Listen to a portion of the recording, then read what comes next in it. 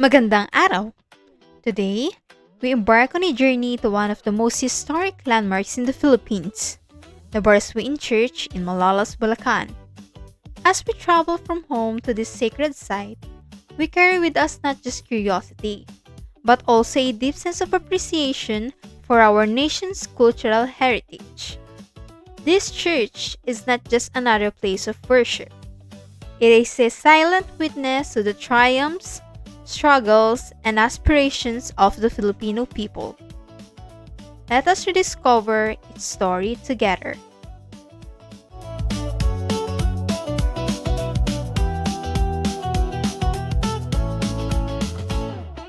As I made my way to the church, anticipation filled me. I was about to witness its full grandeur. I traveled along Paseo del Congreso, a street steeped in history. It was the heart of Malolos' political and cultural life. It was here that key moments in the Philippines' struggle for independence unfolded. Traveling this path, you can almost hear the echoes of debates and proclamations from centuries past. And there, standing proudly along this historic street, is a church, a timeless witness to both faith and nation building. Standing majestically in the heart of Malolos, the Barasoain Church has been a beacon of faith and a symbol of nationhood. Its structure, simple yet grand, reflects the humility and resilience of our people. As we step closer to its facade, we are reminded that this very ground has shaped our country's history. The church, officially known as Our Lady of Mount Carmel Parish, was first built in 1888. Through wars, revolutions, and changes in society, it has endured the test of time. The name Barasoain itself is said to have been borrowed from a town in Spain, symbolizing the Philippines' colonial past, yet eventually serving as the stage for its fight for freedom. Barasoain Church is famously called the Cradle of Democracy in the East, and for good reason. It was here, in 1898, where the Malolos Congress convened. Imagine the scene. Filipino leaders, visionaries, and revolutionaries gathering inside these walls, drafting what would become the Malolos Constitution. This document became the first Republican Constitution in Asia, paving the way for the birth of the first Philippine Republic. The church, therefore, was not only a house of God, it was also a house of law, governance, and freedom.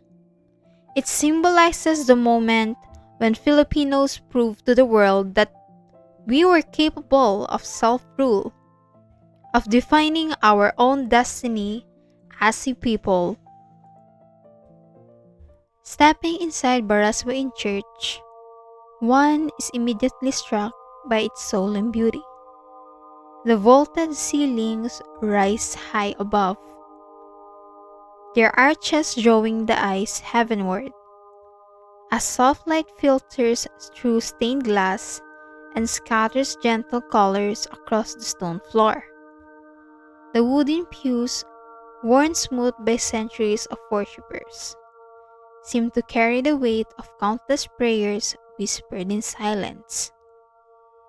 At the heart of the church stands the grand altar, adorned with gilded carvings, sacred icons, and flickering candles whose glow breathes life into the space. Along the side chapels, statues of saints quietly watch over the faithful, their presence a reminder of enduring devotion. Every detail, the cool air, the faint scent of wax, the echo of footsteps, deepens the sense of reverence. Yet, these walls hold more than faith alone. They once sheltered voices that shaped the nation's freedom, turning this sanctuary into both spiritual refuge and a living monument to history. Just outside Barasoain Church stands a monument to General Emilio Aguinaldo, the first president of the Philippines, and a figure whose leadership shaped the nation's early struggle for independence. The statue, cast in bronze, captures him with a commanding presence, reminding every visitor of the courage and determination that guided our forefathers. Here, at the very grounds where the first Philippine Republic was born, Aguinaldo's image stands as a sentinel of history, forever watching over the church that witnessed his oath of office. Not far from the monument, the bells of Barasoain echo across the town. For generations, their deep, solemn sound has marked both sacred celebrations and defining moments in our nation's past. It was under these very bells that leaders gathered, that revolutions found their voice, and that prayers for freedom were carried into the skies. Together, the monument and the bells are not mere symbols of the past. They are a living reminders that courage, leadership, and faith continue to resonate through time, just as clearly today as they did more than a century ago. Today, Barasoain continues to inspire. Historians, church leaders, and ordinary citizens alike recognize its enduring value. Many Filipinos describe it as a symbol of both faith and freedom. For some, it represents resilience in the face of oppression. For others, it is a reminder that unity and courage can achieve great things. But Barasoain is not just a sacred site. It is also a destination.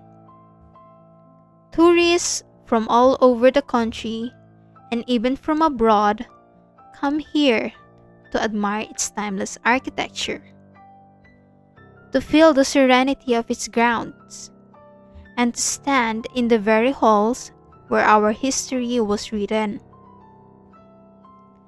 The museum beside the church offers a vivid glimpse into the nation's past, allowing visitors to walk through stories of struggle and triumph. Barasoain is more than a place to see. It is an experience to feel.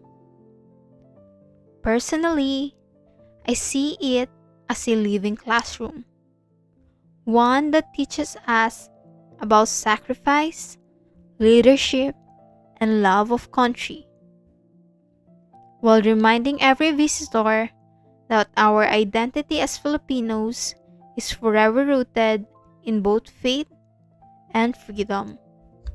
As the sun sets behind the Barasoain Church, its silhouette stands proudly against the sky, a timeless symbol of unity, sacrifice, and hope.